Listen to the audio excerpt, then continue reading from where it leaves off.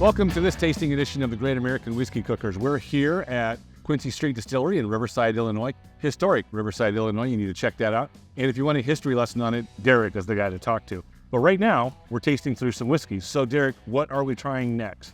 So this is the next oldest expression of Laughton Brothers. That's our straight whiskey. It's aged in a full-size barrel, medium char.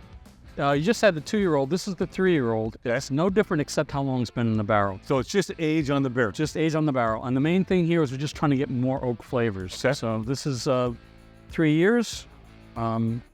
This was first released in 2018, which is why it's the bicentennial bottling, because it was Okay. the bicentennial of the state is 2018. And this is 3 years old, you said. It's 3 years old. Proof? 91 also. You gonna name it? Same mash bill, same whiskey.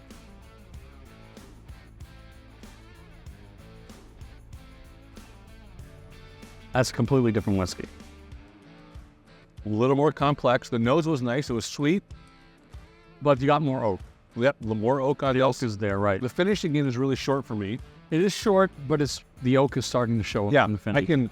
I do pick up the oak, and I'm picking up a little bit more vanilla and a little bit more caramel on this. I'll say. And I definitely, for me, in the middle, I get a little bit of a wooden bite, and that's the tannins. Yep. So it turns out you're going to get maximum extraction of tannins somewhere around the end of the 3rd year. Okay. It continues to extract for another year, but it's dropping off quickly. Then after that, tannins start getting converted into other things by reactions in the barrel. So you got this maximum tannin, which is sort of this raw tannin like you get from tea, and it gives you this tannic bite, which some people look for in American whiskeys, and other people don't like. This doesn't have the bite that the 2-year-old had for me. This is... Well, by bite there, I'm thinking you're meaning more like heat. Yes. Heat's a different thing. Heat comes from ketones. Ketones are in whiskey early on, and as the whiskey ages, they estrify with the alcohols, and then they go away. So you can tell how young a whiskey is by how much ketone heat there is. Sure. And that's distinct from burn, which is alcohol, Right. which you get at the back of the throat. Yes. So this has a little less heat, but a little more bite, and that bite here is actually tannic bite. So I don't like drinking this one straight, personally, because I don't like the tannic bite.